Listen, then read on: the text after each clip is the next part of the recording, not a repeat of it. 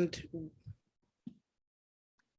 we're live. We're live before it lets us know we're live. So I'm just going to quickly mute myself as soon as I start to hear the echo. I'm going to mute on this end.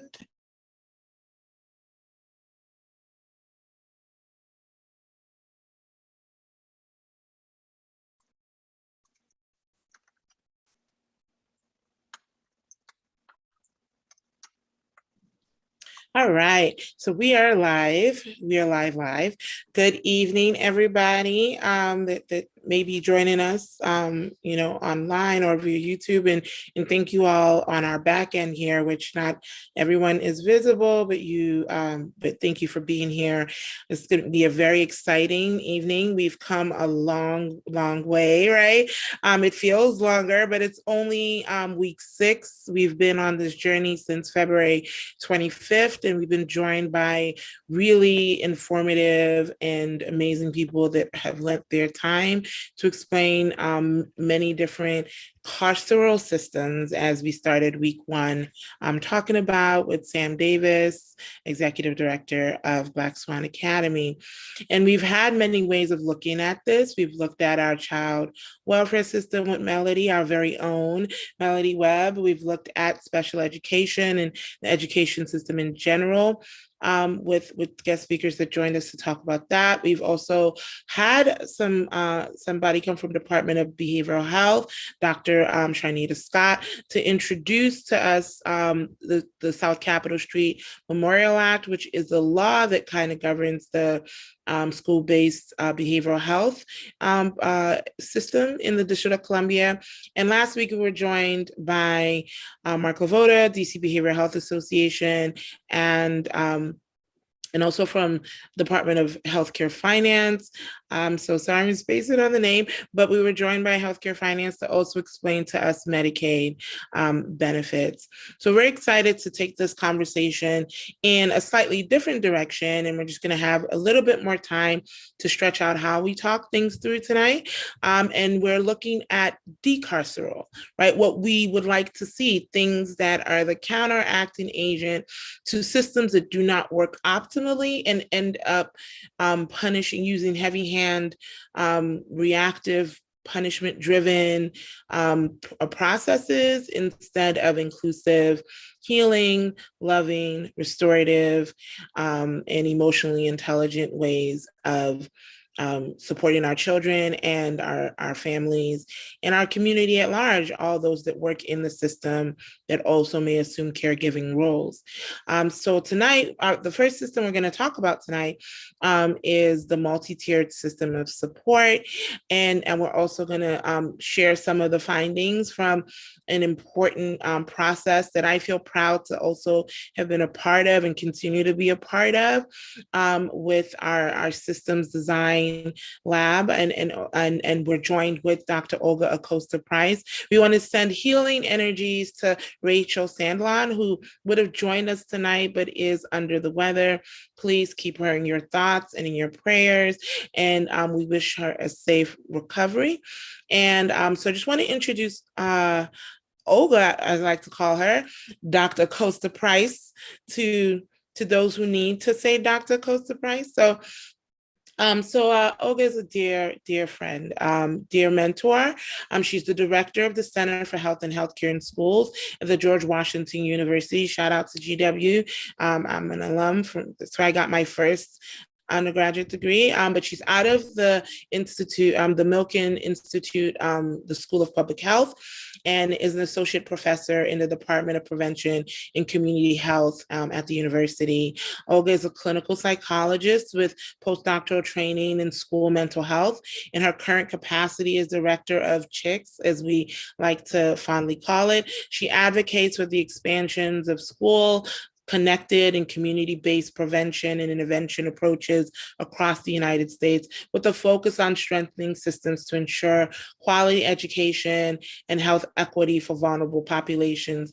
Dr. Acosta-Price has dedicated herself to promoting prevention and early intervention programs that address the mental health needs of children and their families, and has developed implemented and evaluated programs promoting mental health and resilience conducted in schools and community settings.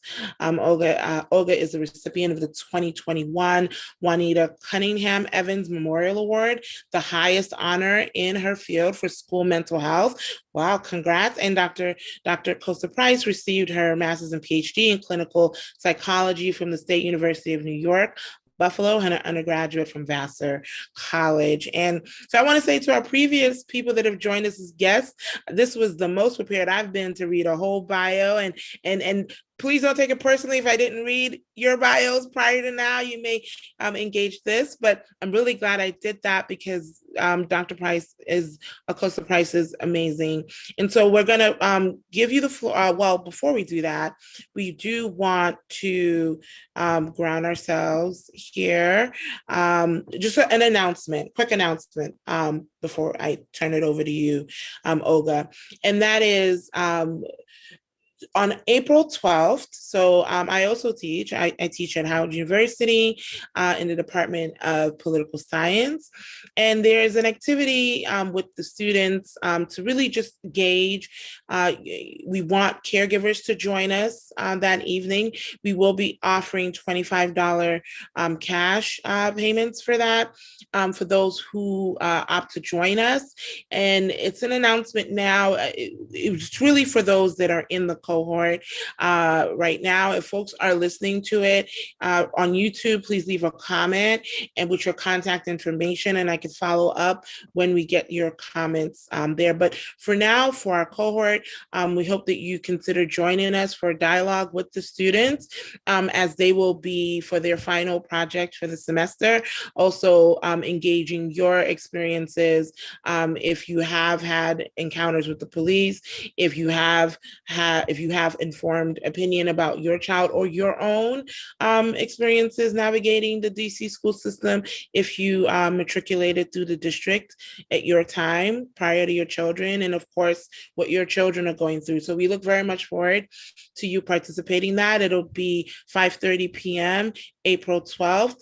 We'll follow up with our cohort leaders there, and anyone again who may be listening to this on YouTube and would like to participate on Tuesday, April 12th, please leave your information in the chat and we'll pick it up there on YouTube. And so for now, I want to turn it over to Claudia to share a poem, and then we will turn it over to Olga. I'm glad I read your bio first, though. That was important to ground ourselves.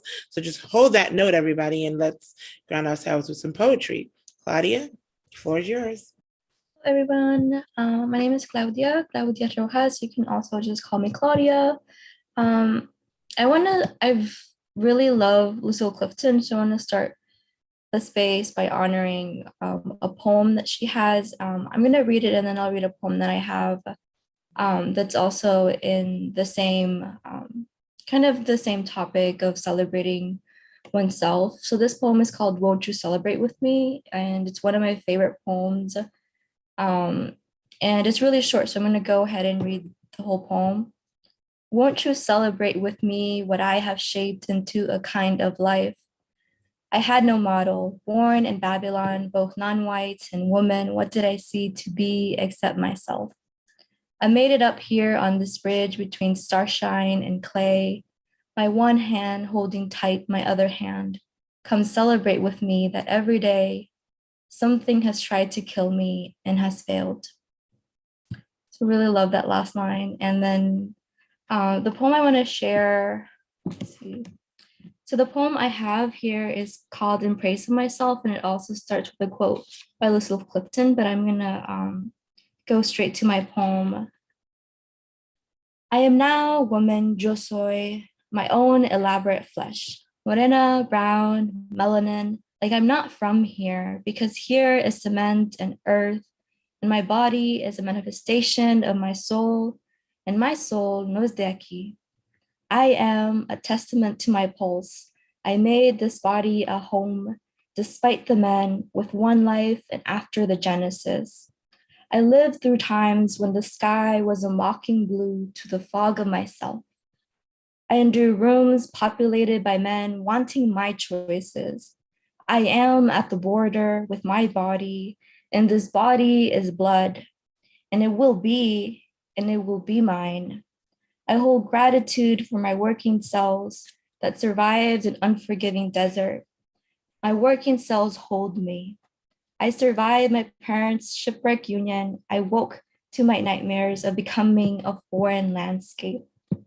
I made it past the year of undoing the que sera de mí, the year without future.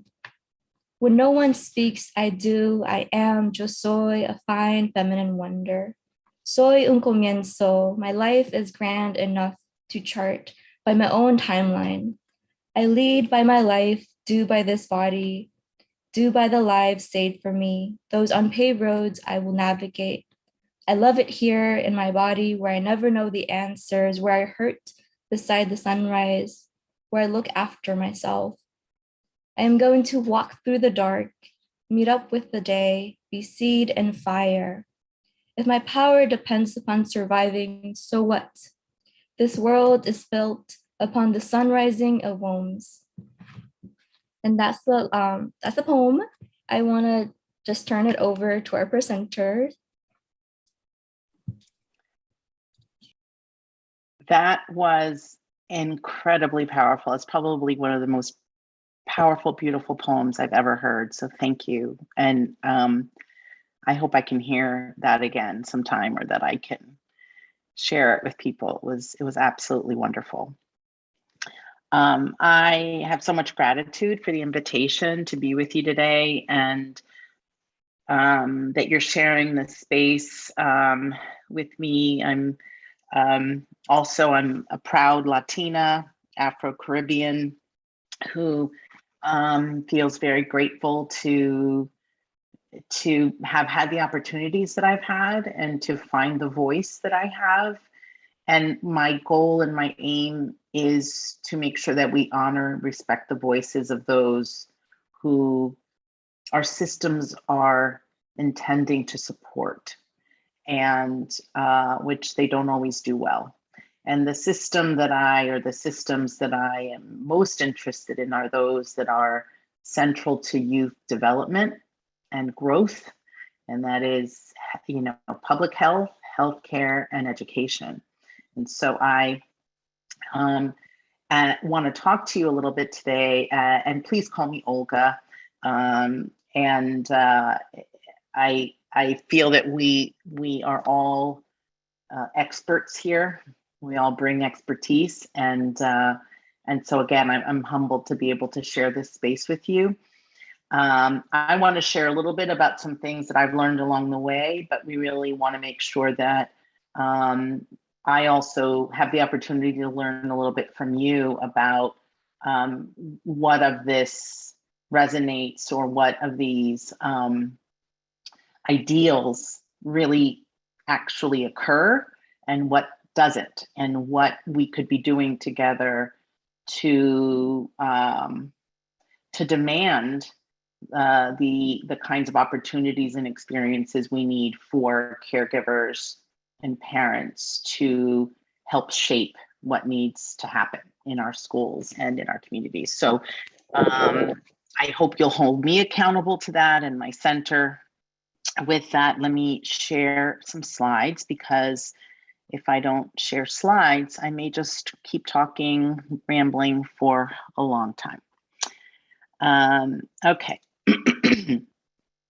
You'll have these in your folder, and you already have them there. So if you would want to go back to them. And then some of these slides, not all of them, do have notes in them, so that if you wanted some of the content, kind of the notes that go behind it, you have access to that also. So what I want to do maybe in the next half hour or a little bit less is to kind of go through what a comprehensive school behavioral health system is, or the ideal of what we want it to be, and particularly what role a multi-tiered system of supports framework is supposed to play as a part of that system, and to make sure we have shared language and definition and understanding of what tiers 1, 2, and 3 mean. Those terms and get thrown around a lot. in our some of our day-to-day, and we may not all be defining what this is and what interventions actually fall within these tiers. And I want to make sure that, again, that we have some shared understanding of that. And then ask where we can go from here and where you can go to, again, continue to be involved in this in either the schools in your neighborhood or your own children's schools, if you choose to do so. So you have heard already from some previous presenters, and I'm sure from Chioma, that that the District of Columbia has made a very impressive investment in expanding school behavioral health services across all public schools in DC, and that includes DC public schools and DC public charter schools, which right now equals about 251 schools across the city. What this is and what this expansion entails, it's really a citywide initiative that is it has existed before our current mayor, but she very much, I think, has taken this on as a signature initiative under her leadership and for her administration to support schools in implementing what we're calling a comprehensive school behavioral health system. And what this system, which I'll define in a moment, is aims to do is to improve outcomes for children and families, and making sure that schools are creating safe and nurturing environments so that children can thrive. So what is a comprehensive school behavioral health system? I think I'm a teacher at heart, and I always like to make sure that we define things. And so what we mean by that is that this kind of system really represents a collaboration between school personnel, school leadership, educators, teachers, staff, community mental health providers. And by this, we mean both school hired individuals like school counselors, school social workers, as well as other school health providers who are a part of our system of care, like school nurses and others, and educators, as well as our students and our families and caregivers, working together to create a positive school culture that allows us to make sure everyone has access to high quality, reliable supports for children and youth and their families.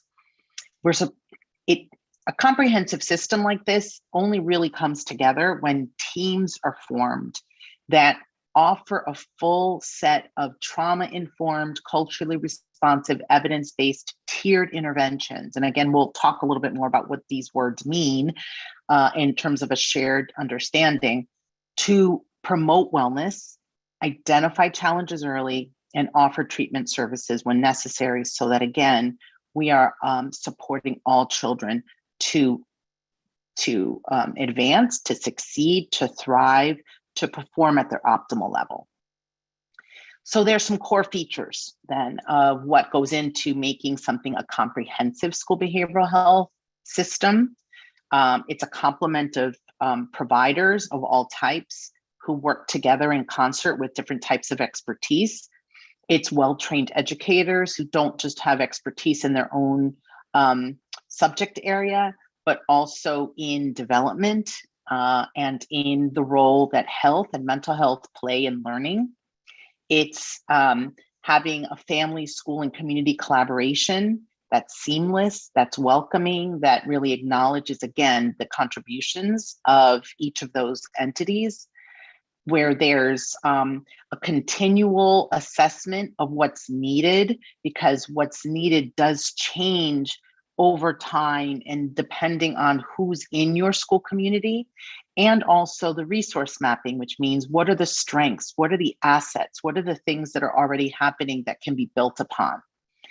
It's having strong and clear screening and referral processes, knowing who, what, when, where of how we access services when needed, and the use of evidence-based and best practices. So the things that we have some evidence and some knowledge actually are intended to work.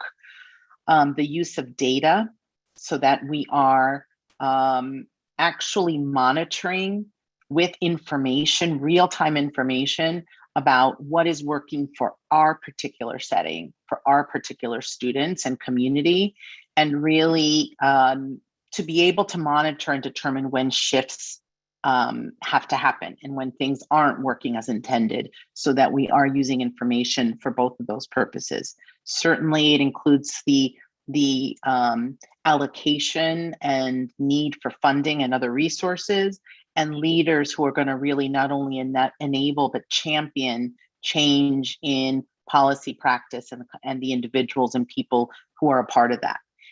Also, as bolded here, it involves as a core feature multi-tiered system of supports. So what do we mean by a multi-tiered system of supports? This is actually a framework. It is not a program. It is not a curriculum. It is a framework. It's a way, it's an organizing kind of way to move forward that includes practices and programs that we know have some resonance or are matched to what we need in our community and are implemented across a system, in this case, a school system or within a particular building itself, school building, to meet the needs of all students.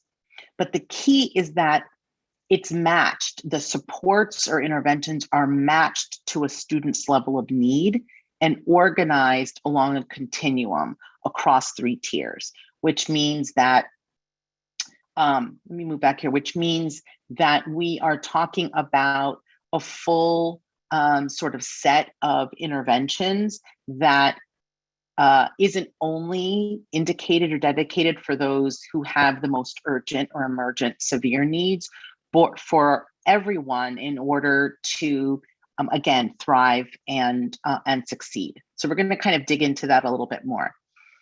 Why do we want a multi-tiered system of supports? It is really, in essence, a public health approach to school mental health. What it does is it says we want to consider the needs of an entire population, and that those needs will change sometimes by day, by week. And so in doing so, we want to create a system that is both responsive and flexible, that we don't only have a particular need on any given day, that one day we may actually feel that we can utilize our coping strategies well, that we feel focused and on target, and other days for numerous reasons, we may not be able to do so. And in cases such as that, and because we're talking about individual difference, we want a system that allows for all of those considerations. Many schools have already been structured and organized, particularly around academic instruction, so that the level of instruction is given for the level of kind of need. So that response to intervention, or RTI, or positive behavior supports in this case, are 2 examples that schools have often used, historically used, to kind of organize themselves around what is the general core curriculum that every single student in this grade or across this whole school, that we want to make sure everyone has access to and learns. What are the ways that we do that, and to make sure that everyone can access that general education. But then we're going to have individuals who have learning differences, who have different styles of learning, who can access the information differently. And so how will we know that? How will we know? And that is the kind of identification processes we need and the assessments we need to determine that. And then for those who need really more individualized and tailored supports, so that again, they are able to learn and to move forward and to progress. So your systems, and again, academics and even behavior supports have historically been organized that way in schools. But, and the idea that the programs and resources that are available are offered kind of as a menu of services. And where it also allows for schools to think about where gaps in resources and needs exist, and therefore how to fill in those gaps and address them again, either through funding or through partnerships. You may be aware or be in your experience, in your professional roles, or in work with your own schools, you may have heard of some of these other frameworks or other ways that interventions are made available and organized in schools. And again, I already mentioned response to intervention, PBIS, but there are also other types of frameworks that that really do still fit and can be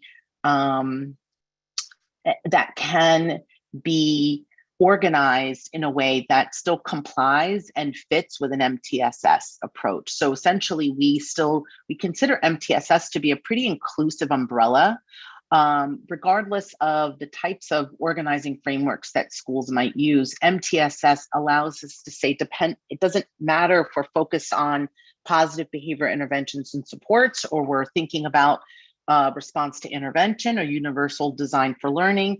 They all really can fit under our MTSS framework. So again, thinking about this as a public health approach in schools and for mental health and emotional well-being in particular, what we know is that these interventions are kind of organized in these 3 tiers. The first being, and we'll define these a little bit more, but that there is a gradual progression in intensity and severity of both intensity of the intervention to meet the severity of need. And so, and that will differ, the kinds of interventions or programs, depending on whether we're talking about behavioral supports or emotional supports or academic supports. So let's define tier 1 as, again, this graphic shows, it's really kind of the foundation and the base within which everything else is built. It is considered really the the importance of tier 1 is that it is about the promotion and the prevention. The aim is to promote health and positive coping and strengths, as well as preventing and providing interventions to prevent risk behaviors or to prevent illness or to prevent dysfunction. And so it really is that 100% of the individuals in the building, particularly all students, but in many cases, we're thinking about how MTSS also can apply to the adults in the building. So if we want all individuals to feel successful and to feel supported, what are the types of things that we need to do? How do we allocate our resources? And this is for 100% of the individuals. And that's regardless of any other visible or invisible disability or ability that we may be aware of. It's what we're going to offer to everyone universally because it's what's good grounding practices. And so these include activities, as I said, that strengthen or reinforce kind of positive social, emotional, and behavioral skills so that all individuals, regardless of whether they're at risk for a problem or not, just because of the nature of them growing, being human beings, and that all human beings need certain things to do well, we're going to try to make sure to offer and that there's access.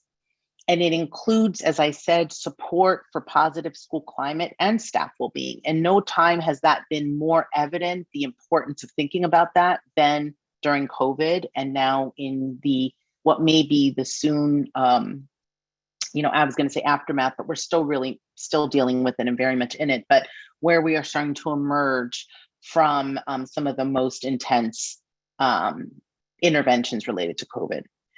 So again, this can be done, and the kinds of interventions one might do might be school-wide. It may be by every grade and differentiated by grade, or it may be by every classroom. But the idea is that whatever the setting, it's universally offered and provided to everyone in the parameters of that setting. And why we want to make sure that we are robustly thinking about the importance of tier one is because it really, again, is the foundation for success for all students. And it's the foundation for when we build then tier two and tier three services and supports. And that we don't want, for example, which has been many times how our systems have been developed, that you can't actually enter into a system or have access to a system until you have actually met a certain level of disability or a certain level of dysfunction or a certain level of suffering. And that's only then can you enter into the system. And that obviously that's not a public health approach.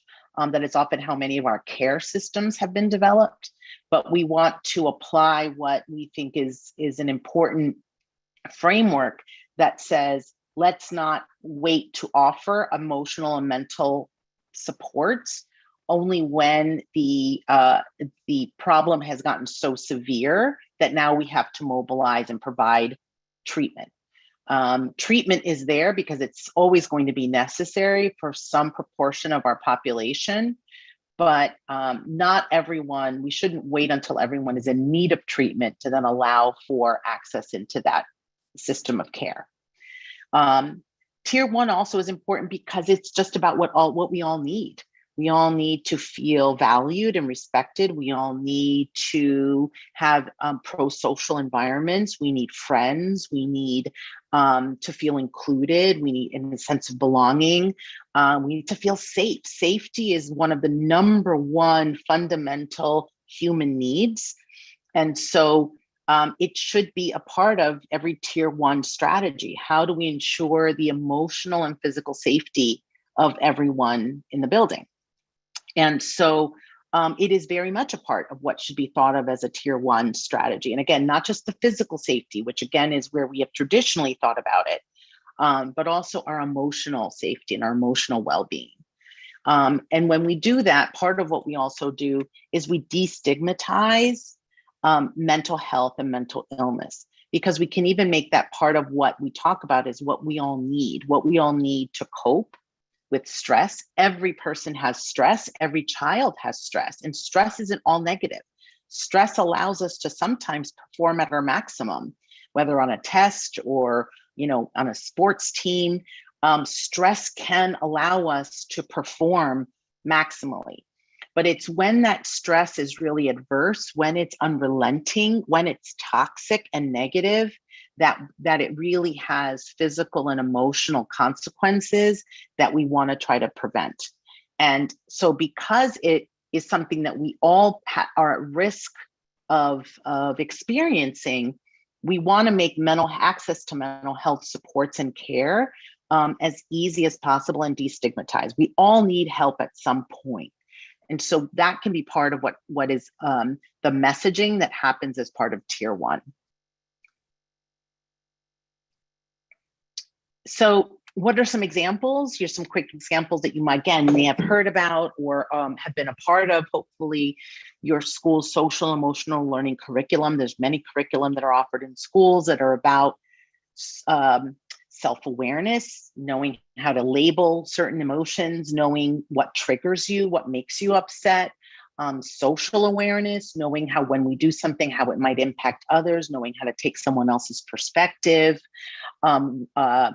And so those are the kinds of competencies and skills that are often a part of social emotional learning curricula, is having those basic understandings of those very critical foundational skills, and that everybody needs. Again, that's not that's a universal approach to supporting development.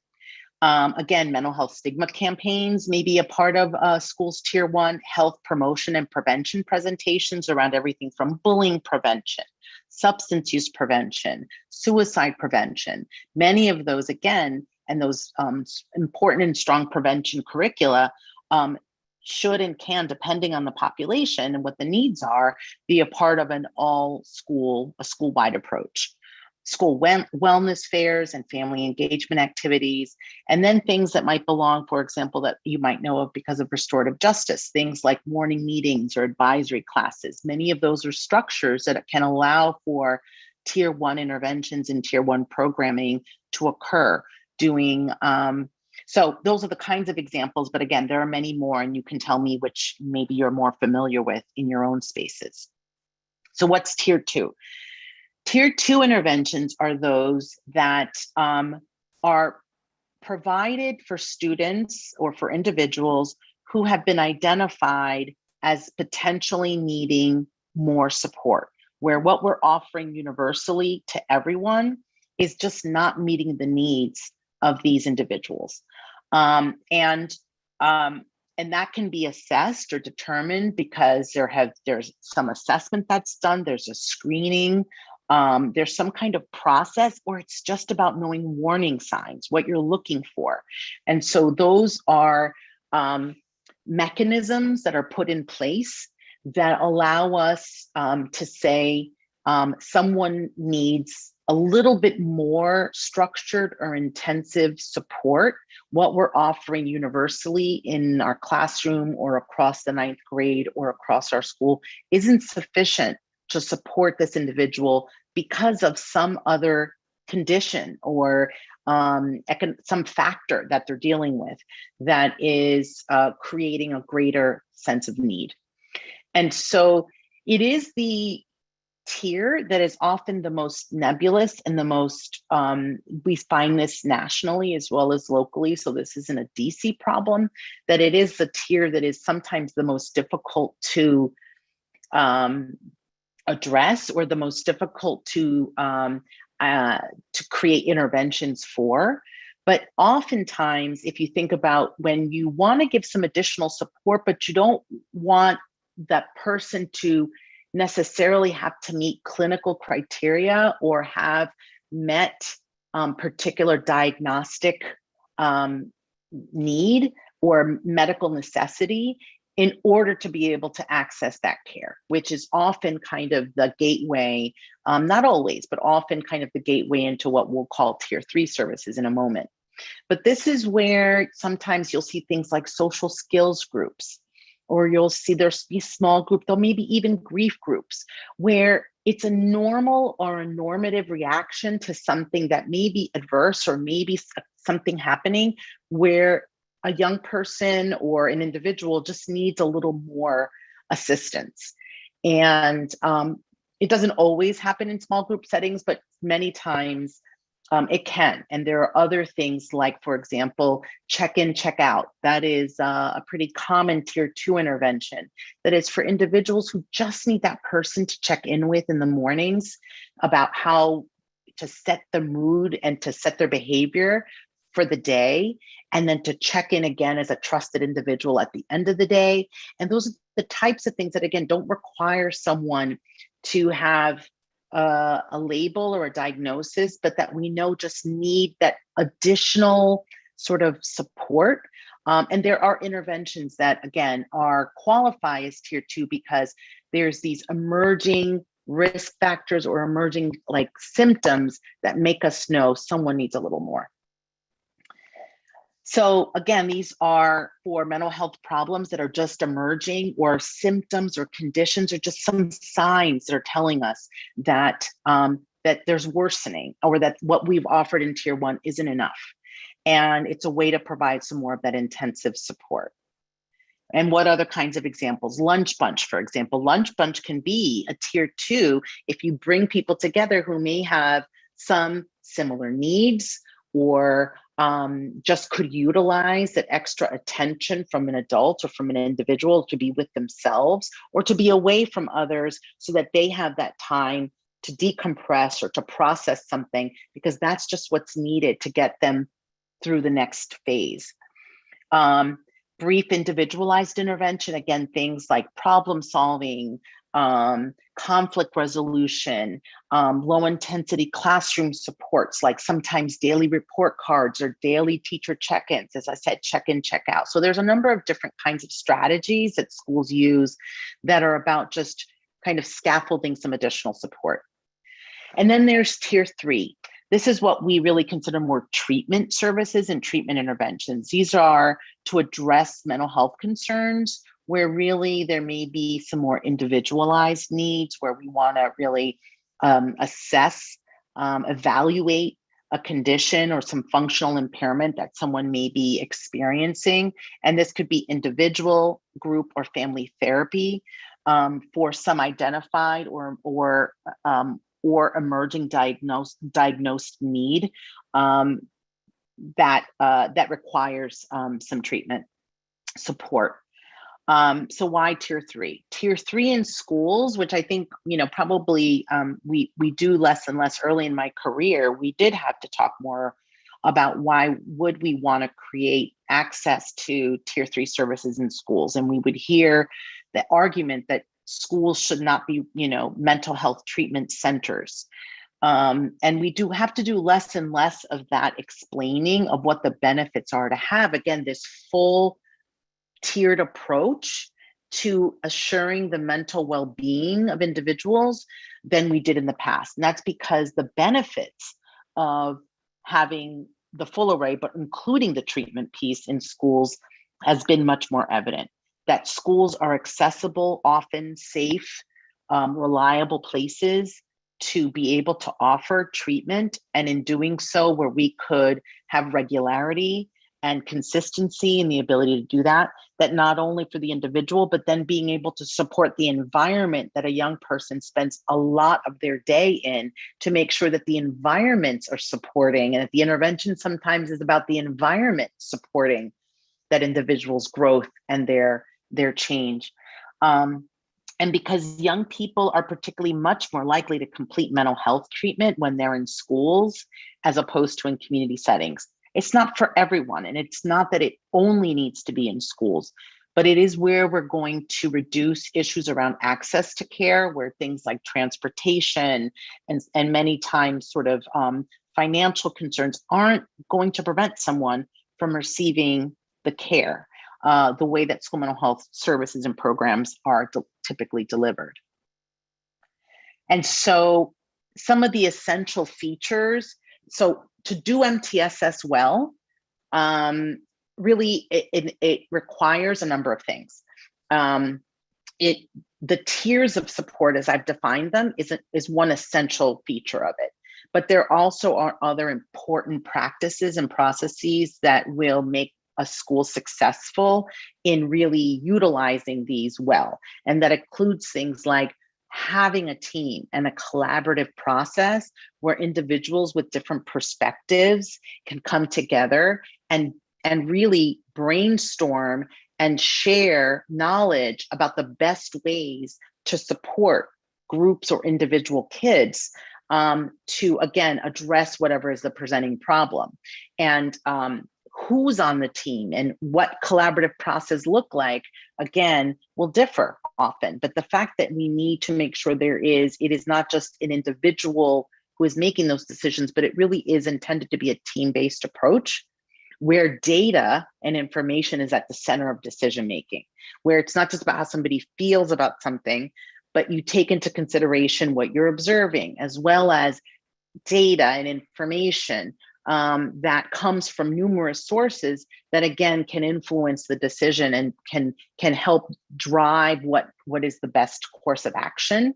And then monitor, that also allows for monitoring and feedback around whether what we're putting in place is working or not.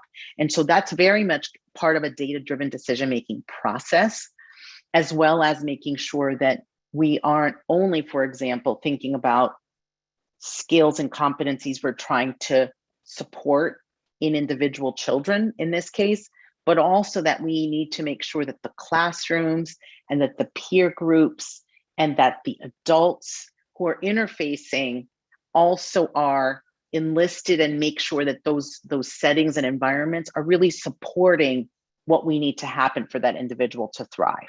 Because otherwise, many of those things can undo a child's very earnest effort to try to do better when there may be conditions set or there may be other things that are really barriers to their ability to be successful.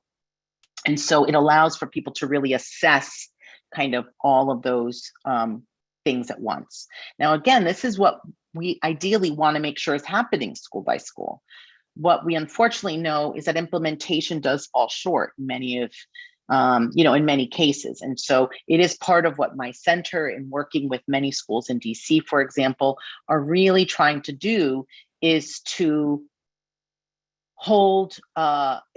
support good implementation and to think about what the problems of practice are that make it difficult for people to actually realize the intended benefits of MTSS and of what we call evidence-based and best practices. And these are the types of things that we want to make sure individuals know about, have practiced, and can explain or kind of share with us what gets in the way of doing it, so that we can eliminate those barriers, or at least try to minimize them. So a few final thoughts as we then transition to kind of opening it up for you. We do want to acknowledge that this is an organizing framework, and what that's going to look like is going to differ school by school, and that is okay, meaning that as long as the principles of MTSS are evident, the actual programs and the actual interventions and the actual people delivering them should and could and must differ, because it really is dependent on that context and who is there and what the assessed needs are. And so it is individualized to a school's unique kind of circumstances. But it is intended always to be kind of equity-based, meaning that it really is about making sure everyone has access, equal access to whatever is available, and that they have say in how those resources what resources get decided and what investments schools should be making in what areas. The tiers define the intervention and not the student. We never talk about individuals being a tier 2 student or a tier 3 student. That's inappropriate, and it's not how we want providers, for example, when we work with them and coach them, to think about the tiers. It's about how we think about the intervention itself, and then knowing that individuals will need sometimes multiple levels of interventions at once. Everyone in tier 2 should still have access to all tier 1 interventions. Anyone at tier 3 should still have access to all tier 1 and tier 2 interventions. But we also want to think about the fact that interventions can be shifted so that something that is traditionally thought of as belonging in one tier can actually be adapted to be relevant to another tier. And I'll just quickly share that. The interventions can be fluid. They're not in a box. So let's take, for example, grief support. Traditionally, and before COVID in particular, we would maybe consider grief support for those who have experienced the death or loss of a loved one or someone to be traditionally at a tier 2 or tier 3, because there's this adverse or this very significant event or stressful event.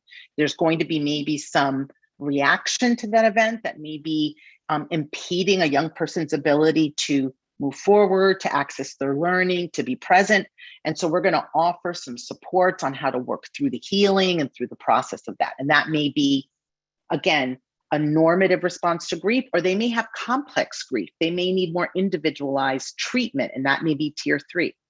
But since COVID, we really have to think about grief support differently, in that all schools need to be thinking about, what does grief support look like at tier 1? What is a basic set of supports we want to, and conversations we want to make available to everyone?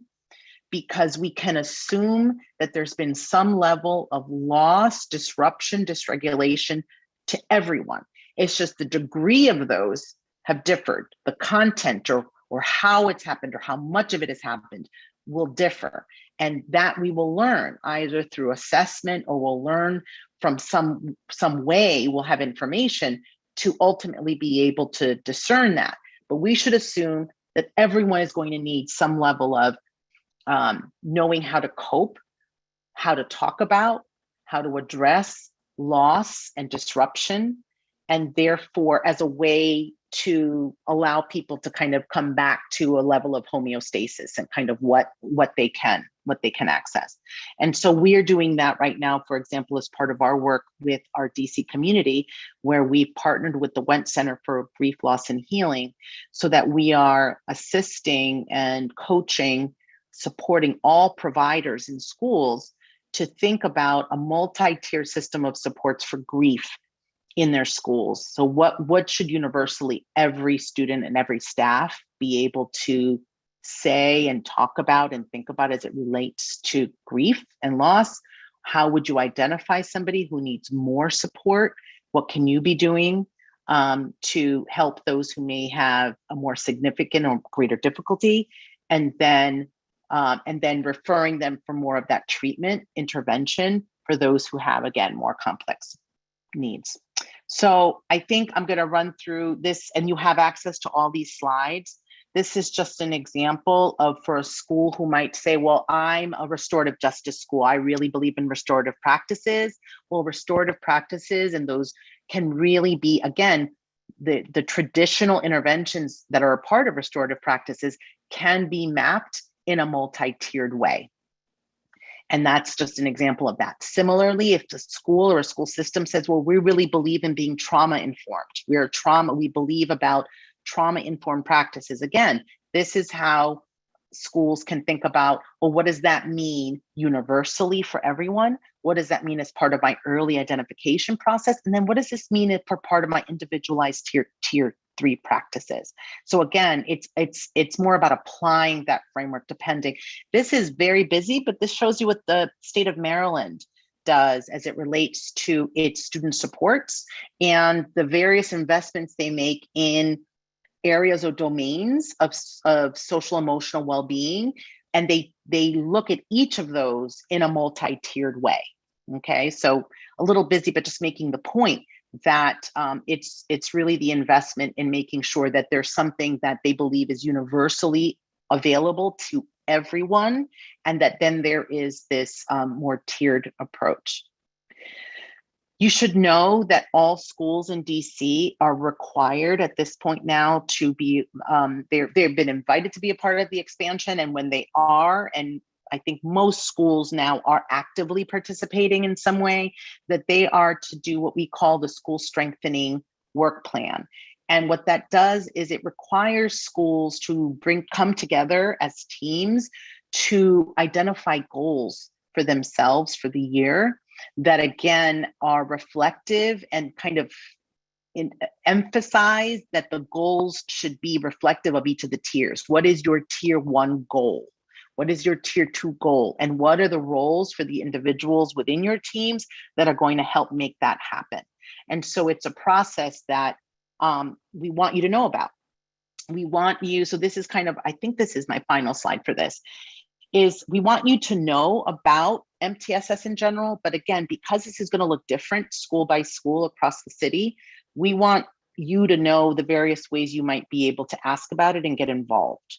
One is simply being able to look at the family or student handbook or the school's website to see how and where they advertise and mention what their MTSS interventions and strategies are. You can ask to know who the student support or child study team, who is your behavioral health team who's on it, and to also say who are the key points of contact, not just if you want to refer somebody like your child, but that you want to know in case you have questions about or have input you'd like to give on what you're seeing as a caregiver or a member of the community, so that you can ask about what programs and services not only are in your school, but are in your strengthening work plan in particular. What are the goals you've set for this school? As a member of the community, you have every right to ask and to even be a part of, and to ask to be a part of that process. That you inquire and know, and that your child knows what is the referral pathway and how do we get more services or different services if we need them. And those are just some things we want to make sure that you're feeling empowered, or that we can talk a little bit more about now is, how do you ask to be a part of your school strengthening work plan? Can you provide feedback and how well some of those services are being delivered? And what are the ways schools even get family and caregiver input? Do they give surveys to ask your thoughts?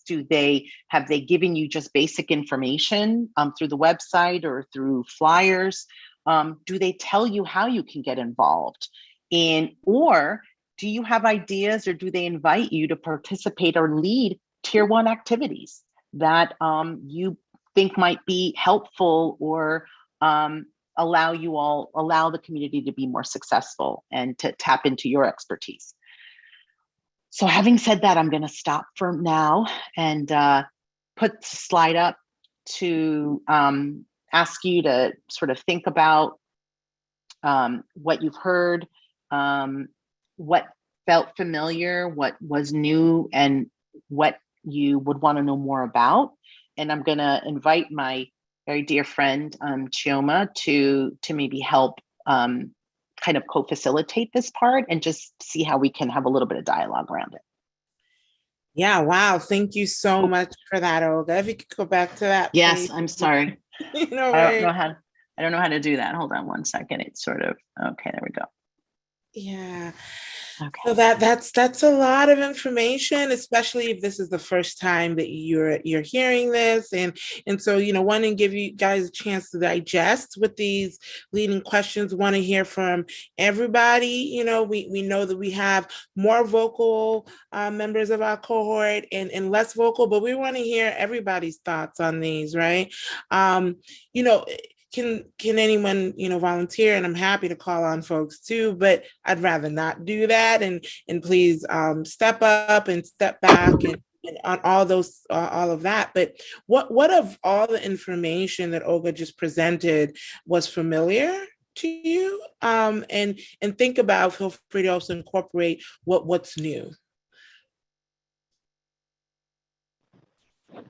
This is Aquia, and one thing that stuck out to me that was positive and it seemed new or like a newer change was that it's more of a preventative approach as opposed to a reactionary one, which I think will benefit children and families a lot, because a lot of the time there can be a lag in the time that a parent may request or need help and actually receiving that help, especially if you have to go through multiple channels to qualify. So I thought that was a pleasant improvement in the process of how you can receive help as needed.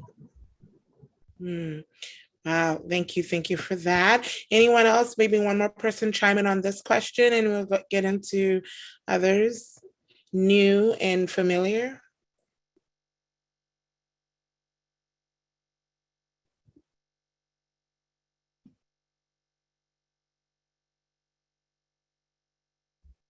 Renee, I see your hand up. Go for it, Renee. Oh, I just thought it was I really enjoyed your presentation, because I think the problem has happened for me as a parent, and again, I've experienced this through two different children in two different time frames. One kid being 4 years older than the other kid is I just don't think it's ever presented to parents in that succinct of a way ever. I mean, I think the schools have a lot of interest in presenting such a rosy, oh, everything is wonderful pictures to you as a parent when you first kind of like enroll, or when you're applying to the lottery to get stuff, and then they don't show that other side of the face until all of a sudden it's like you just kind of just feel blindsided as a parent with that phone call. Come get your kid. Your kid did this. We saw your kid do that. And I'm like, wait a minute, who are you again? I don't remember. I mean, I'm hoping that this whole campaign is just going to continue to destigmatize all of these mentally and emotionally based pieces of information about how our children really are, But yeah, I just feel like I'm at the end of the road. I feel like I have a kid in middle school and I have a kid in high school. And I think this is the first year that I really feel like I understand understand that there's that a pyramid existed for my kid. I really I don't think I was really explained to me well that by having one child go to school in a different state due to fate, that I was going to miss out, that the other states' requirements, i.e. Maryland's perspective on this, is that they feel like they can do tier 3 and forget tier 1 and 2 because we want to put all your kids on the school bus and send them home at night. We don't want to do tier 1 and tier 2, or they'll say, oh, we do it already, but don't send your child that has a behavior problem to our school. You know, I don't know if the other parents resonate with that feeling like they don't want your kid, if your kid has any behavior issues, but then once you get there, people just want to jump tier 3 and call the cops, call your parent, call everybody on your kid and jump right to tier 3 without doing the tier 1, tier 2, the foundational stuff. But then again, I'm totally just feeling all this emotionally. So thank you. No, thank you. Thank you for that honest share. And yes, I'm glad that this is impactful and that this is explained. And so just that kind of ties in the second question here about, have you experienced any of the programming shared? And clearly you have. Renee, would love to hear from somebody else. And please, emotional shares are extremely welcomed here. So please feel free to get in your feelings about these things. I stay there. So if anyone else wants to share if you've experienced any programming in terms of positively, have you experienced tier 1, tier 2? Is your child receiving one-to-one services in the school environment? And how do you feel about that, or any of them?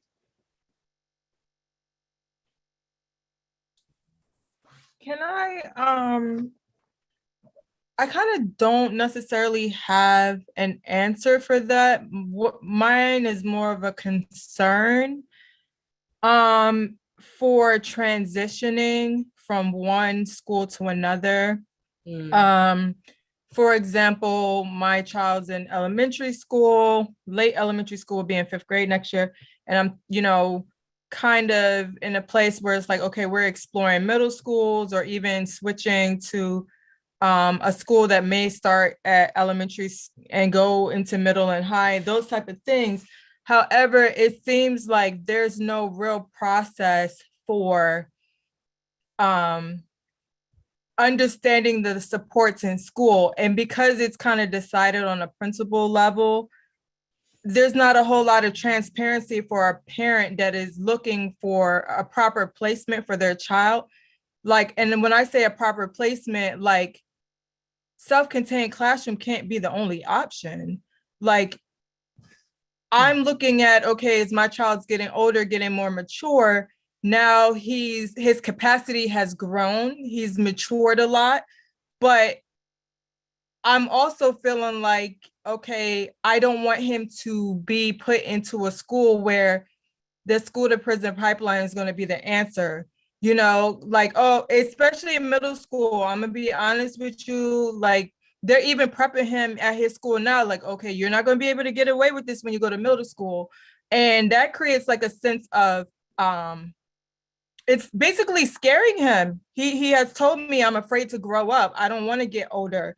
And what I'm afraid is going to happen is he's going to start regressing because he is so fearful of that middle school process. And he's so fearful of, it's becoming real to him that middle school is so much different than elementary school. So I guess my question is, like, especially for families that are transitioning, because self-contained classroom also in middle school are not as prevalent as they are in elementary. So as we transition, like, how are we going to find out what that looks like until we actually experience it? Like, I'm really afraid I'm going to re-trigger my kid all over again and have to go through the same processes that he went through in elementary school and middle school. So, like, how do we as parents, are we allowed to even ask, like, what is your school strengthening plan? Like, are we allowed to ask to view that as a part of our process of selecting schools? Like, I'm not really sure. So many great points already made by all of you, and I'll just chime in here real quick to say yes. I want it. You as a vital part of the school community should feel empowered to ask to see the school's strengthening work plan, and if for any reason a parent is denied that plan, that is something that you should be bringing back to me, to the core, because we would bring it back to the leadership of the expansion and to the coordinating council to say that, because that is information that, again, it's not used to evaluate a school. It's used to say, tell us what your priorities and where you see the areas you're going to invest in this year. How can we be supportive if we don't even know what those areas are? And it's not to do a ding and to say, gotcha, and this is something bad that's going on here. It's to say, we have to know, because we're a part of this community. We want to know how we can get behind it, or how we can give feedback around whether it actually is improving, or how we can, be a part of it. So absolutely is something that, again, it's unfortunately not probably something that's going to be on the website, and so you'll have to ask the school coordinator, or every school has a designated school behavioral health coordinator and or the principal. And again, if folks feel like they're not getting anywhere or not getting any answers, it's something that should be elevated, so that we can bring this up to the leadership team and make sure folks are clear that parents should be a part of, not just being told what the plan is, but ideally you should be a part of the design of that plan. That's absolutely that's really what it should be. But I'm going to be honest, that's not how it's working yet, but it's what we're advocating for, right? That's right. That's absolutely right. And yes, so please feel free to engage your school's leadership around these questions. And there are no silly questions here, right? To just ask the basic things like, what is the school strengthening work plan? Can I take a look at it, right? Can you share it? Do you want to do a school programming? And I think that's even a great tier 1 programming that the school can do, is by sharing what their plan is for the academic year with the entire school community. And you can activate with your PTOs or PTAs with that, and whatever other organizations. And just, in the interest of time, we do have another presentation here. And I think we've kind of gauged, maybe at least from Elizabeth here, that has the school shared information. We could see not at your kid's school. Is there anyone who may have been introduced to this in some way at your school? And did you feel included in decision making? Anyone familiar with this? Anyone feel included?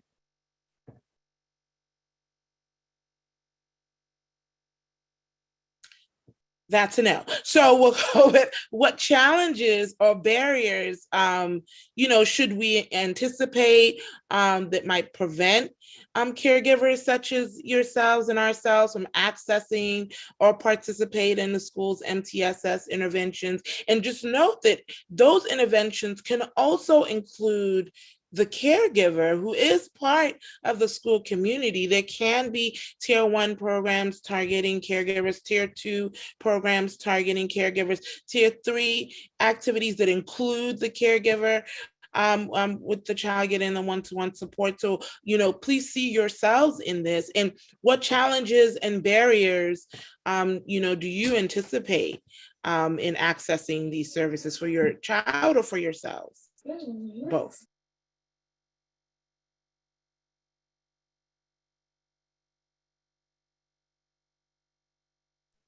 So I have a little person who's kept the door swinging open and is exiting the room. Can I add one more thing before we move on real quick? Yeah. I just want to say that I feel like we need to do a better job with the selective schools, like selective high schools and things like that, about providing tiered supports, because I feel a lot of our gifted and talented children that may needed more support when they were younger aren't being serviced by those schools because of a 504 plan or IEP. And I feel like these schools have been very strategic in their selection process and excluding those students. So I think we need to have more conversations about how we can include our youth in these specialized high schools. Great, thank you. I mean, would love to hear from one more caregiver. And April, what are you thinking? Do any of these questions stick out to you, or what challenges or barriers would inform you being included? Do you mind saying a bit about what you're thinking right now, April? Sure. It was a lot of information, a lot to process. I can say that, my school, not to my knowledge, has not shared any type of work plan. And the information that was presented just helped me to realize that I am going to have to ask for it. And even for, I don't know who it was that was talking about the anxiety level that their child is having just about going to middle school. But my child is, has been in the same school since he was 3 and is having a little bit of anxiety about moving on to high school. But for me, it's finding a high school that is going to be able to meet the academic need, but also the social emotional needs, and meet his IEP goals, as well. So just, I think having this tool and knowing to ask for the work plan will help me as I am looking for high schools, and trying to figure out what would be the best placement, as opposed to just kind of hearing from the person and letting them kind of spew out, random stuff. It's just going to be a little bit more concrete, and it's like a working document, a document that I can work from and ask questions from. So it was very helpful. This presentation was really good. And like I said, a lot of information, a lot to take in, a lot to process, but extremely helpful. Thank you. Great, thank you. And again, can I respond really quickly to that? I thought that was really, thank you again, April, and everyone. It is so normative for kids to be anxious to move to the next level, right? To go from pre-K, from a preschool to elementary, to go from elementary to middle, from middle to high. Those are very normative anxieties and worries. So knowing that, those schools, particularly in that first year of entry, whether it's that 6th grade year, that 9th grade year, really should be having universal programming for that transition. And so you should ask about that. Do you have anything that helps all your 9th graders just get acclimated? I have kids who have, one of my kids does have, elevated anxiety and ADHD, and the other has had some depression. And my elementary girl was very fearful about going to middle school, and my boy was very anxious about high school. And so, and we live in Montgomery County, it's very resourced. There's a lot of stuff going on, but I couldn't take for granted that the schools had something available that would allow them to just process the worry. And, what happened is after a week or so, they got used to the routine and they were okay. But schools need to have something in place, especially for those, for example, who maybe even after some of that introductory orienting support that they may get, maybe needs more because they're still anxious, they're still worried. Okay, so then what's for them? What programming do they have? What about somebody who just doesn't do well with these transitions? What kind of supports are available? You're asking all the right questions. And so I hope you feel like you can pose them to the school leaders, because it is not an unreasonable request to ask, what are those supports to help with those transitions? They're very normative anxieties that a lot of kids have. Yeah, and Renee, I hope you picked up on that. So just, we talked briefly about the Acoma project. A big focus of what we want to do is see more comprehensive supports that are targeting transitions, big ones and small ones, and all the ones in between, and more about that, to come. And it is a critical area that we've seen, and it's always great. Olga is my teacher. I've sat many years right next to her on when she was on the coordinating council and now running the COP, and an honor to be a part of that. Just really absorbing just all of her genius and wisdom and commitment and passion to this work. So we only have just about 30 minutes left that we plan here. So I'm passing it to Claudia. If you don't, before we share that, do you mind stop sharing that 1 second, Olga, give you a little break while Claudia, are we hearing a story, a poem? What are we hearing from you as we transition to the next portion of Yeah, it's like a little combination. Because it did really resonate with some of the things that Olga shared, and some of the things that were brought up during the discussion. So Olga shared about, the grief support because of the pandemic, how that has been something that all students have needed, or like most students, and that wasn't like, we weren't thinking of that environment, like the social health environment before. And that just really resonated with me. Just thinking about the importance of making mental health and wellness a priority in school.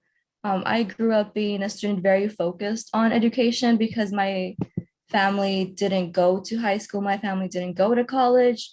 So something my mom would tell me is, go to school, go to college, do whatever you want. Like pursue your career. Like that's what she told me. So like I would just focus on school. But there was so much going on. My teachers never knew to ask me, like, even though you're doing so well, like, is there anything I can support you with? And in middle school, my parents separated. That was very traumatic for me because it wasn't a very simple, like, we're just like splitting up. I don't think any separation with parents is easy, but there was like a lot of things that went around it. Like with the first poem that I shared, like I talked about like all these things that I've survived, and it wasn't, like I'm now at a point where I can say I survived those. But when you're like young, middle school or high school, there are often times where you feel like you're not going to survive those, even if you don't have a diagnosis with mental health challenge or a disability. Like I was like very high achieving, but I felt in middle school like, oh my goodness, like why am I going through this? And then also my mom was a single mom. She had to like finally like figure out, how do I provide for my 2 kids? How do I provide for myself? Like, and she was also like going through this traumatic experience. So I just like really am resonating with all of that. And I think what I also want to say is, I didn't have teachers reaching out to me saying like, how can I support you? Because they saw they saw like a 4.0. So in their mind, like, oh, like this child is fine. Like this child doesn't need anything. But I had like so much trauma going on, which I really think like, I really like reflecting back on my life, like middle school was I think like my first depression episode, because I like have ongoing depressive episodes because I also have an immigrant work status. So I'm not a resident, I'm not a citizen. And that's a chronic anxiety thing. Like just, it's so stressful to live with that. You don't know if you have the next year you're working here, if you have a home next year. It's like that. When I found poetry, it was in high school, and it was such a wellness support. It was the first time I felt like I could express myself. It was the first time I could say, here's everything that's happening to me and I need to like express it somewhere. And I just wrote it down. So I'm going to share with you a poem that's called Ars Poetica. Ars Poetica just means like it's the poets kind of like their anthem. Like this is what they believe in. And I wrote this a couple years ago. So this may change in a while, like years from now, but this is what I thought about poetry and like just how I cope with things during that period. So it goes like this. I can do one thing and at least it's mine. I compose these poems for our survival. I will do the work because poems have done their share by outliving me. Es que yo, como Roque Dalton, río por los ojos. A poet tries poetry, and I'm so much a person. I like the way my voice fills the room, and sometimes I don't. I don't know. Some days I can't make myself write this life. And on the harder days, I don't see any good in poems, buenos para nada, and not enough. But I don't tell the page. My words will never sentence the rapist or reverse the refugee's persecution. I've tried to get the page off itself. I am trying still. So, is this a confession or is it some portion of the truth in my everyday? Because this life is too much to hold. A poet writes to the living. Sometimes I arrive to this life con poco aliento, my fingers trying to uncurl, enter a prayer, enter prayer. Thank you. And I'll turn it over again to Olga.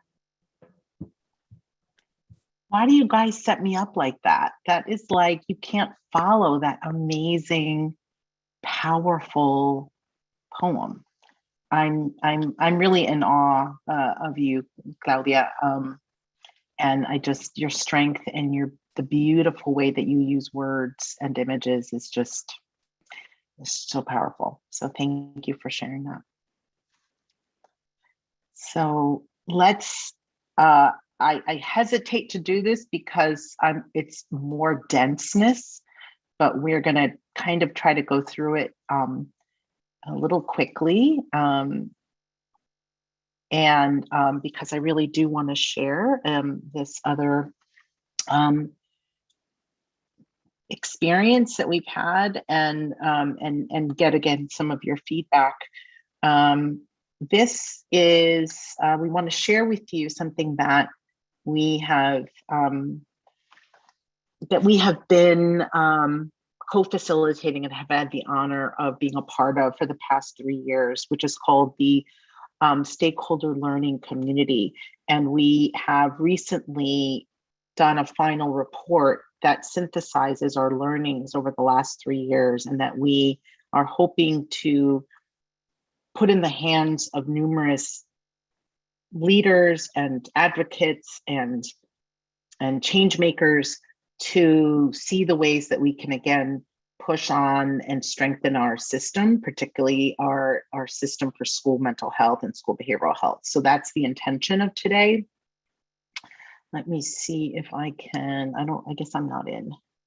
Ooh, okay, there we go. So what I wanna cover in the next maybe 15 minutes is what this work is, who the community, stakeholder learning community is, what information we gathered, and what we hope to do next, and what we'd love to invite you to be a part of next. The School Behavioral Health Stakeholder Learning Community came together as a group of leaders and stakeholders, again, like 3 years ago. You can see my screen, right? Yes. Okay, great. Sorry, I just got panicked for a minute. Okay. And so how do we make sure that every child in DC schools has early access to the supports and services needed to improve their mental health and their well-being? And that question is really what's driven our work together. I'm trying to do this while I see, how do I advance? Okay. So, I'm sorry, folks. Okay, so the stakeholder learning community essentially is a multi-sector group of stakeholders that includes family advocates like Dr. Oru, education leaders from numerous schools like Eagle Academy, healthcare practitioners like those from Children's National Health System, school administrators, community organizations, other policy experts like Children's Law Center, researchers like those of us at George Washington University, funders like the Bainham Family Foundation. And we all came together because we really wanted to understand this question of how do we ensure that every child has access to mental health supports. And the aim of coming together was that we really wanted to make sure that we had a shared language and an understanding of what our school mental health system even was. We wanted to bring together diverse perspectives so that we weren't just understanding it from the perspective of, the provider, or only from the young person, or only from the funder. We really wanted to have multiple perspectives so that we could have almost a 360 kind of perspective on how the system appears from our different angles. We want to make sure we were building capacity so that we could be doing this work well. And in essence, at the end, really came to realize that what we wanted were actionable steps that people could take, particularly policy and programmatic changes that could be long-lasting and high impact to make the system better.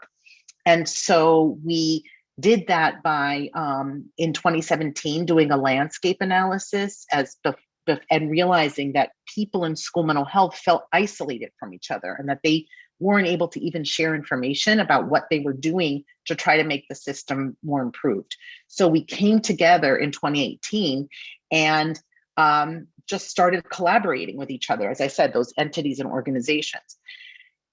We realized, as I said very early on, that people didn't want to meet just to meet. They said, if we're going to meet, let there be a purpose to meeting. And we want there to ultimately be a way that we're going to see action come out of this. Now, it has taken 3 years for us to really identify some priorities, but it's because we took a very intentional and thorough process to doing it. That is what this report represents.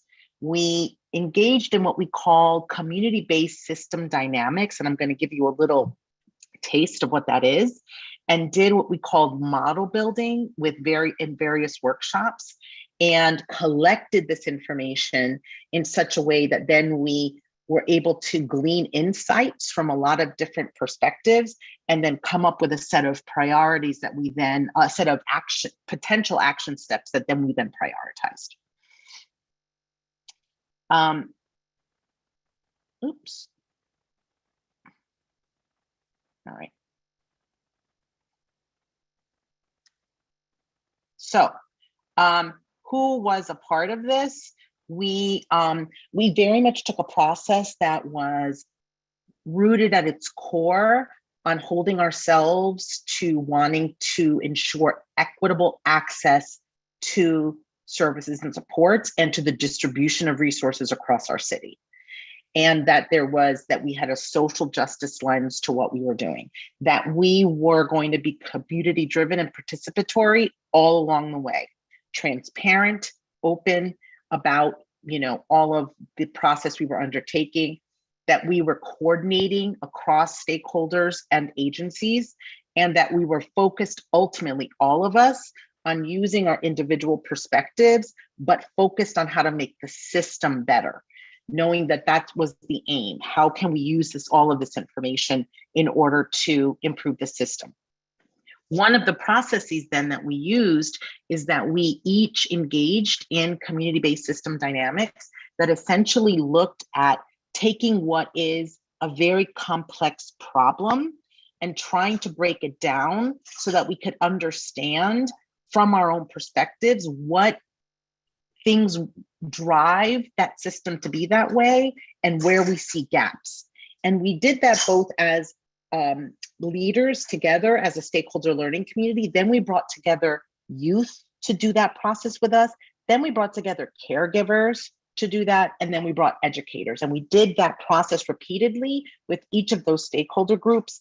And then put it together in what we called a model that, again, was telling us something about systematically how the system was responding and interconnected to itself. The stakeholder workshops that we did were conducted in early 2020, and that's important for numerous reasons. Obviously, this is right before the pandemic. We first had done something where, again, a stakeholder learning community, we were together and we challenged ourselves from our perspective as providers, researchers, policymakers to think about the issues of what makes the system work and not work. But we weren't who the system was designed to support. So we had one perspective, but then we wanted to bring young people together, and we did that. We had 41 youth who came together with us one evening. They represented almost every ward. They were mostly high schoolers. They were like pretty much high schoolers from DC public and public charter schools. And they engaged in this very intentional process of saying, from your perspective, tell us what it's like to try to access services, to try to seek care or ask for support. We then did that process, and we did it again with caregivers. And we had, and this was co-facilitated by our very own Dr. Oru, who helped us bring together and identify 38 caregivers who, the majority of them were from Ward 7 and 8, and who had children both with a disability identified, and those without, and those who had already interacted with the school behavioral health system, and those who had not. And really, again, gleaning their insights.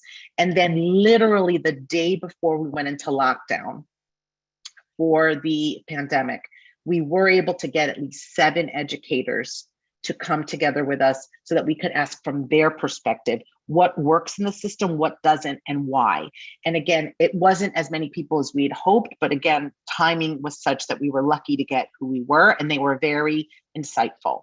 This is one quote that we got from Deja Burton. Deja was our co-facilitator. She continues to be a collaborator and a consultant with us. She was at the time a high schooler at McKinley Tech. She graduated in 2020 and is currently a sophomore at Temple University. And I'm so incredibly proud of her. And that's a picture of her there. Her quote is, working with different youth from, and I asked her, what was the experience like of even bringing young people together? And there were so many wonderful insights that she had and that she took from even co-facilitating, not even just being a part of the workshop. So working with young people from different schools and different backgrounds was really eye-opening. A lot of the students basically said that their counselor was either super busy, or they never had time, or the resources just weren't adequate enough, or they didn't feel comfortable. And she means they didn't feel comfortable asking for help. So, but even when they did, they didn't have people who had the time or who felt like they could follow up. And so there was just this, there was a need that wasn't able to be met through our current resources. And again, this was just one of the many, many, many insights that we were able to glean. Similarly, one of the quotes from Chioma, and she really gave us, and hopefully at some point, sometime when you all are together, she can share more about her insights, because she was a co-facilitator for the caregiver. And she said so many caregivers, parents, and guardians were really pouring out their hearts. So the spirit of community was also really alive. And there again was a space of not just trust, but of respect that everyone brings. An expertise, a perspective that was welcome, that then informed what is happening in the system, how the system works, how it breaks down, and where we need to try to create some solutions. For the educators, come on now. The educator said, I just want to understand why I'm having problems here. Okay, so the educator said the negative things came from policymakers not understanding teacher wellness by putting unreasonable and unresourced demands. This is even before COVID. They said, you know, it already is a difficult charge situation, but on top of it, folks who are making decisions don't understand that it matters what educators' well-being is and what their stress level is, because it's only making things worse by the fact that we're not taking that into consideration. And then they also talked about the role and the detriment of having law enforcement very visibly present in many schools and how that impacted children's behavioral health.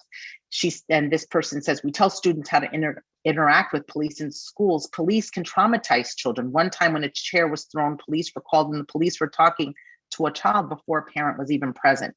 And they're just examples of the way that, again, we were criminalizing potential criminalizing behavior, that actually needed a different response. And educators saw that, but felt disempowered from being able to do much about that. So one of the ways that we do this, and these are called causal loop diagrams that were actual specific examples that we had from each of these workshops, where we pose the problem of, we're like, what is it what happens when we try to access care, when we try to get support in schools for some kind of behavioral health problem? And so groups of people at each of the tables offered their thoughts. And again, even though it's complex, all the things that go into and that can influence what happens, it really was a process that people were able to access, and together we're able to talk about what drives what and what can intervene where. And it allows us to kind of map these in these causal loop diagrams, but those perspectives vary depending on kind of what your experience with the system really was. We then put these in a mapping into a causal mapping system that allowed us to be able to not only see what we were hearing from each stakeholder group, but then we were able to even bring them together into like a master artifact of what we were hearing about how the system appears to operate. And one of, for example, of an overarching issue that came across all three stakeholder groups was the role of racism and discrimination in as a barrier to actually being able to seek and receive appropriate mental health support.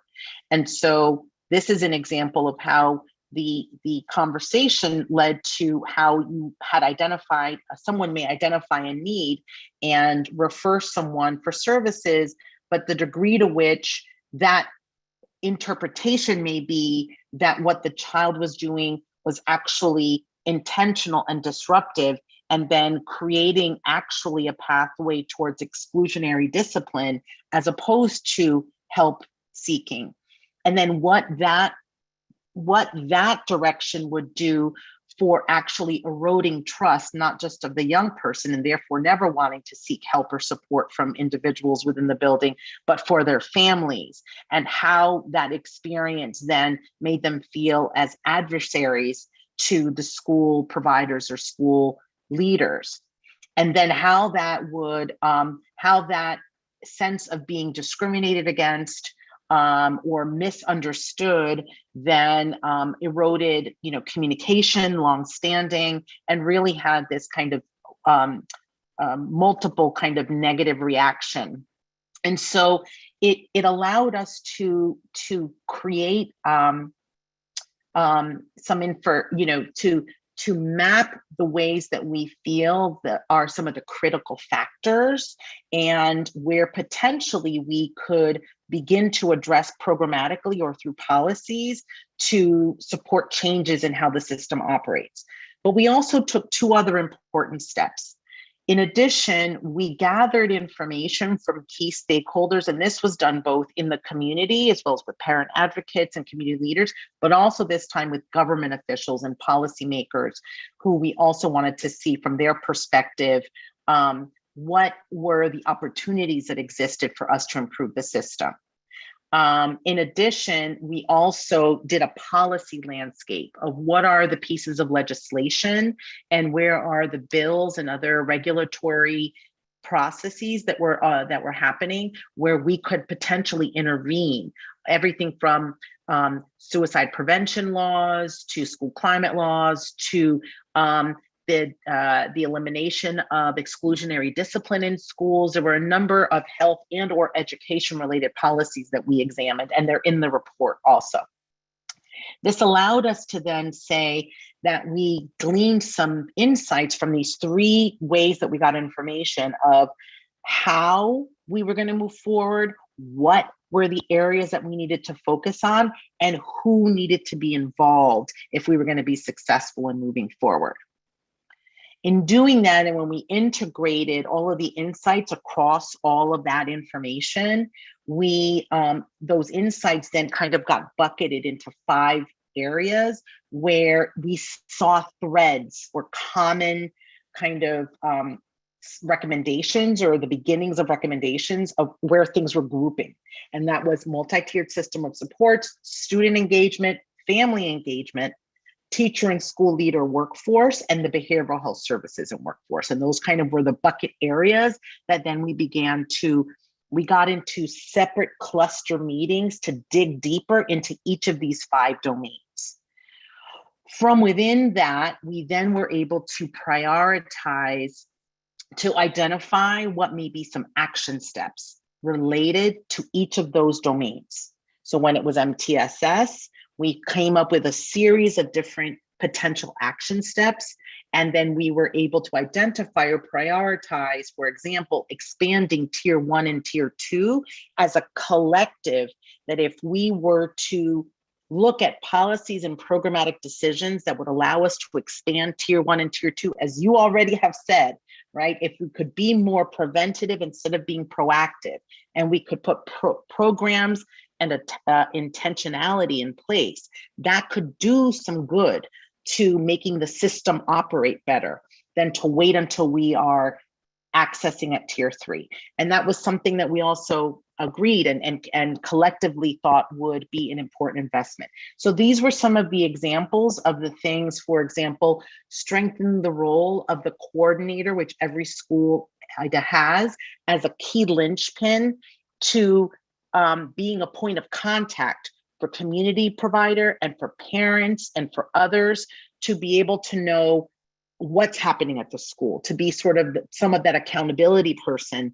But that role is essential, but under-resourced.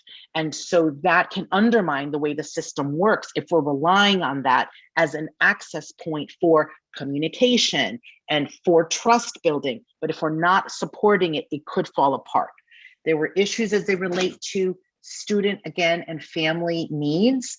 And in terms of the communication with families as a critical thing we needed for the system to work better, were the exploring the idea of creating family liaison type functions or roles for every school, developing this menu of mental health supports, the menu, that tiered set of supports, and that they were promoted and communicated to families so that we knew what they were for every single school, and that we really envisioned how we not only did family engagement, but really thought about caregiver partnership and what that could mean. How do we involve and invite the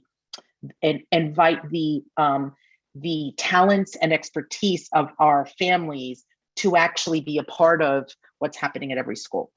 And then these other areas, which I won't go into, but that other coalitions and groups across the city were taking some of these on as some of what they were doing. And so we dug deeper into the first 2 as a stakeholder learning community and said, okay, if we were going to operationalize what we could do, let's also do some consensus building of where we would advocate that there be some real attention. Again, much of that is laid out, and because of time, I don't want to spend a lot of time going through each of the steps. I do hope that the report is accessible and readable enough that maybe you can kind of skim through it, and certainly we have some ideas for ways we can follow up with you. But I wanted to tell you some of the key messages that came through, particularly from the caregivers that we had engaged with over time. And we want to see if these still resonate as some of the things that you feel are still important. That because again, we're mindful of the context, and that when we gathered a lot of our insights and intel was before COVID. But we think these are systemic issues that only got worse or maybe got highlighted during COVID. But there may be some other unique things that we should be also prioritizing in addition. Caregivers were telling us they don't feel heard or supported, particularly in acute or crisis management situations that involve their children, where schools or providers are not really enlisting them as as co-supports in this, but are kind of operating independently and really marginalizing families in kind of being a part of the decision making. Caregivers want to see more two-way communication, both at the individual level with respect to their child, and but also at the system level with respect to policy development and program selection that's impacting what's happening in schools or across the district. Families were saying that they have an important role in this process as co-creators so that services can be responsive and supportive. We can't know what the best services and supports or where the breakdowns are if we're not constantly really engaging caregivers as co-facilitators and co-creators of solutions.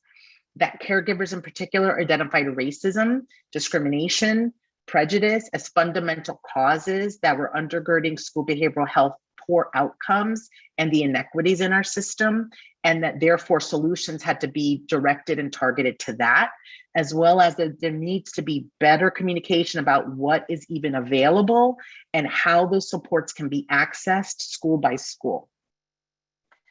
So again, I won't go too much into some of these were some potential action steps where we really tried to get specific about where there are some existing opportunities, where we could expand on them, where we could recognize or make recommendations for specific actions, whether it was towards education leaders or whether it was to how we use data or how we map certain things or whether we address gaps.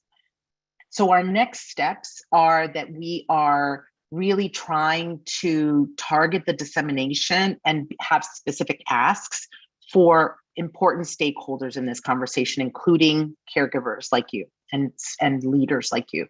We want to continue the engagement. So we want to make sure you have access to the report, that you understand the key elements of the report, that you feel it resonates with what you still see and think are important areas of how we can improve the system. And then we want to work collectively to advocate and really push for the kinds of changes that we think are going to be high impact.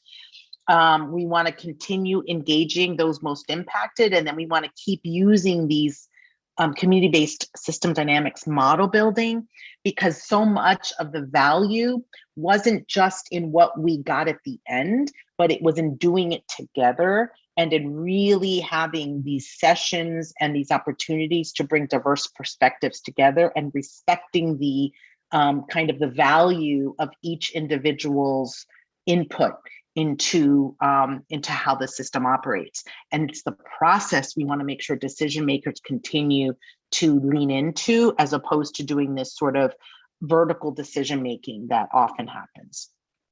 So the call to action, if we were going to ask of one, and we certainly want to hear if you feel this is fair or if there's something else you would rather do, is we want you to get the report. We will make sure the report is in your folder. The webinar recording, which we also will make available to you. That was a general webinar we did last week, but also for you to know about the hashtags and think about things like maybe creating your own study group that can go through the report and even highlight or look at specific areas that you think are important. Invite us, any of us from the stakeholder learning community, to join you if you want us to present or to go deeper into what the process was like.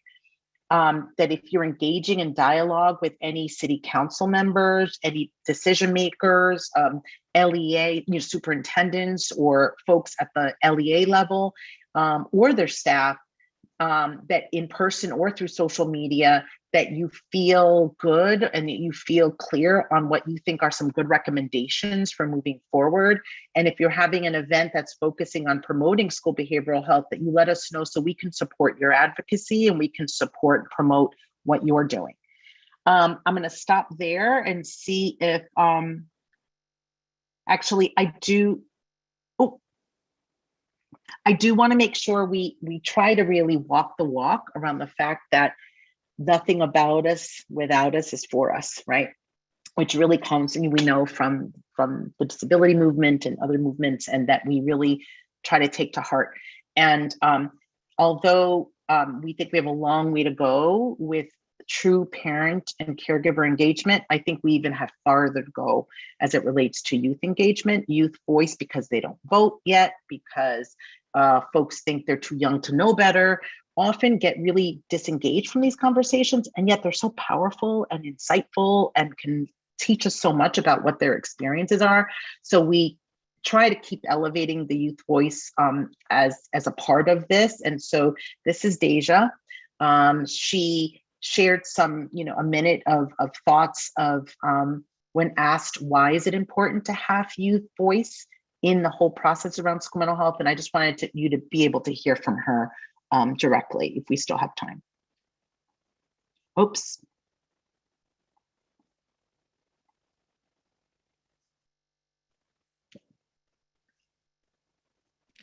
You got to turn the volume up. Okay. You know what I realized? I have to, when I share, I have to share computer sound. Okay, sorry. Let's try that again. And it's like there's all these expectations on us, but at the end of the day, we're human too. We have lives of our own. We have challenges and traumas that we're also trying to process. And growing up, like in the age of like social media and everything being so demanding and like fast paced and grind and do this and do that to be successful, like eventually we have to talk about like, how does that make us feel? Especially like if you see, like if you have like a single parent that has like 2 jobs and you're not even getting that attention and love from home, but then you go to school and you're trying to be successful, but like you just at some point want to be just a kid. And I feel like a lot of kids are losing out on their childhood because they're already like on grind mode. They're getting jobs at like 14 just to try to support their homes. And that does take a toll on a person's mental health. Like you don't really have that childhood where you're like, oh, my mom will cover it, or my dad will cover it, or my parent got this. Like, it's like, no, I have to choose between this and this, and I have to work hard to be successful. And sometimes that gets overwhelming, and you have like not just like pushing district numbers to say, oh, DCPS did this on testing and this school is doing well. It's more so like students are doing well because they're actually happy. They actually have outlets away from home and different things like that. So I don't know if we have time for this or if this is something maybe we follow up on, but we did have some thoughts, and I'm going to turn it to Chioma to decide how we want to wrap up. But again, I'm sorry that it's dense and it's a lot of information, but it's so important for us that we kind of interact with you and come to your spaces to see how you feel about what we can be doing better and how we can elevate your voice. So with that, I just want to kind of thank you so much for just giving me so much time and letting me be a part of this important space for conversation. And Chioma, I'll just turn it to you. All right. Wow. Thank you again, Olga, for a great presentation. I want to give people the opportunity. If you have to exit out, I know a couple of people that definitely want to hear from. I think Nandi wrote down and maybe a couple other. But for those who can stay on, please do, and we'll follow up. In our huddle before our next session, which is our last session of the series. But for those who can't stay, please stay on. Let's engage for a few minutes and give you back your time around these discussion questions. So just getting right into that, so we'd love to know, what are your questions about the report that Olga just presented, the content, or the process that we utilize to get there? Would you like to know more? What would you like to know more about? Let's start there.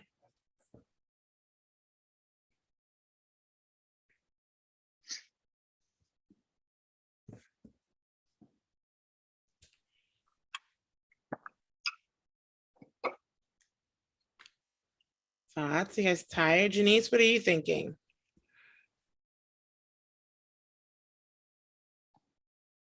Sorry, say that again. What are your thoughts on the presentation? Do you have any questions about anything that was just presented, or just, anything you want to know more about? It was a lot of vital information. I really appreciate the whole presentation because it just definitely makes me feel less isolated as far as like being a parent dealing with these issues that you think is just your child. So it's just good to see that they are trying to implement a lot of things so they can help a lot of children, because for a long time, I mean, I just felt like I was the only one dealing with it. And it's definitely more common.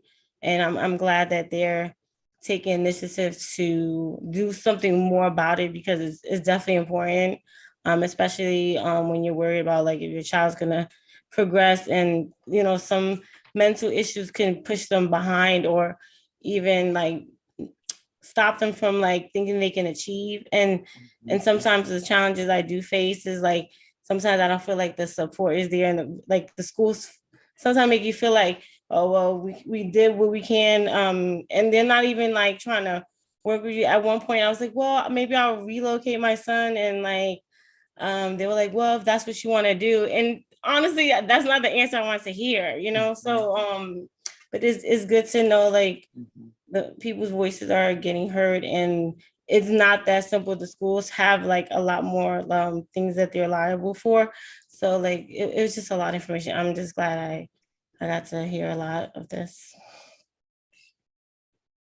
Thank you, and thank you for allowing me to call you. I know that, and we don't get to hear your beautiful voice as often, and I'm glad that we Great that you did. said that. Yeah, Chris, I know you just gave a shout out, another beautiful voice we'd love to hear. Chris, what would you love to share? Chris is part of Serve Your City, who is our partner in the DC Child Justice Coalition that's hosting this. Chris, would you love Chris is also a caregiver in the school system, and I'm going to mute while I get a juice for my little person. Chioma, I'm not sure, is Chris here? Oh, the Chris exit. Okay, so Chris, they left for the evening. Anyone else? While I mute, okay, I'm going to turn over to you while I. Sure. Please feel free. That's okay. Yeah. And in particular, certainly, please, anybody who would like to unmute, but I gave a quick summary of the areas that we want to prioritize. We're sensitive and want to not go so fast that we don't check in with groups, with leaders, with community members, so that we are attuned to whether those priorities should change, or whether there's still some of the areas that are still not working, whether we should be prioritizing other things. So I definitely want to know, and I know this is, for many of you new, you haven't heard about this report, but if you want to, but from the little bit that I shared, are there other things that should be prioritized?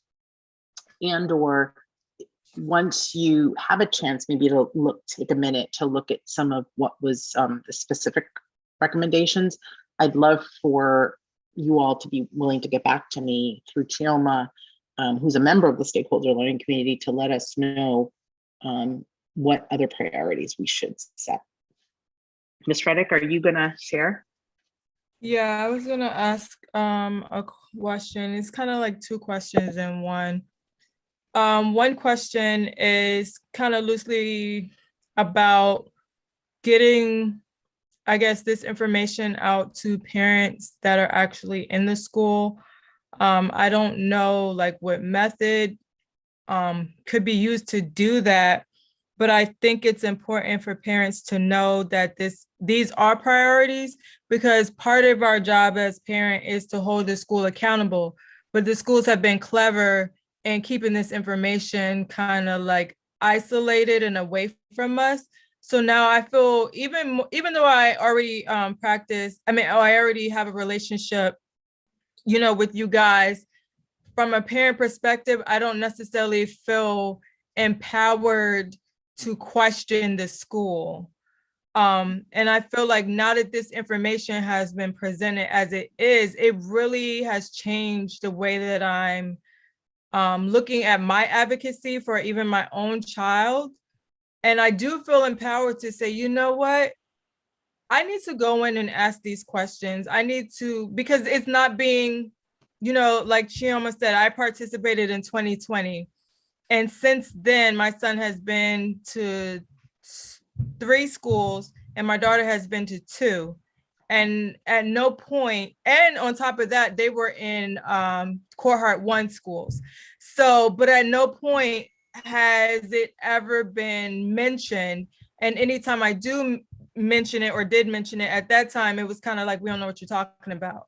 And so then I felt like, okay, I know, I almost felt gaslit. Like, I know that this stuff is going on, but I don't know the correct terminology and this and that. But now through your presentation, I feel like I have the words to more or less check them and to say, hey, this is what I learned. Can you tell me more about this? Not necessarily in a confrontational way, but like I said, in an accountability way. And then the second part is, I know DC Council members have kind of like made it's almost like jargon at this point. Oh, we care about mental health in schools and this and that and the other. Like, I really want to present this to them and say, like, can I have a formal statement on this? Like, that's how I am, because you keep saying in the public and on Twitter that you care about these things, but you haven't responded to this document or like taken anything concrete to show me your proof. Walk the walk. Don't just keep telling me, oh, I care about mental health. I care about we need to do studies and we need to do this. And this is all the evidence you need. So now what are you going to do about it? Yes. Oh. I'm charged up. I'm going to make sure you all have this report in your hands. And again, it's not that it's right or that it's perfect. It's that it represents a process where we try to be really inclusive and listen. And that and there was a lot of thought and deliberation from everybody. And so it's just as much the importance of, if you're going to come up with some areas you're going to fund, we hope you're at least going to make sure that you, ask the people most impacted by what you're going to do, and that you've taken into consideration some things that have already been identified, so that, like you said, people feel heard and that they know you're going to walk the walk. And as always, I appreciate your comments, your thoughts. Yeah, no, thank you for that. And keep that energy, because we do want to channel, there's power in dialogue at the grassroots, dialogue at the grass tops, where, our city leaders are concentrated. And yes, on both ends of that spectrum, many people don't really fully understand the nuances of what it's going to actually take, and the kind of processes like what we've done here with the SSDL, to really engage and be participatory, right? Participatory democracy is a thing, right? And it's not just showing up at budget hearing to testify, it's also rolling up our sleeves to build the system, and it starts with a dialogue. And so we hope that you take up Olga, and all of us, of the SLC, on some of those points of, like, if you want to host a meeting, let us know. We'll be here. We'll have your back, and planning and preparing for that, to discussing your network of influence, which can and should include your ward city council member at the very least, amongst your ANCs, amongst other critical actors in your community, your principal, and other key people, elected or appointed, but can be decision makers in navigating through government systems to become, more allied forces versus predatory forces against our families, and some of the ways we may unfortunately have experienced as the system grows up, right? The system is growing up as our children are growing up, and let's grow together.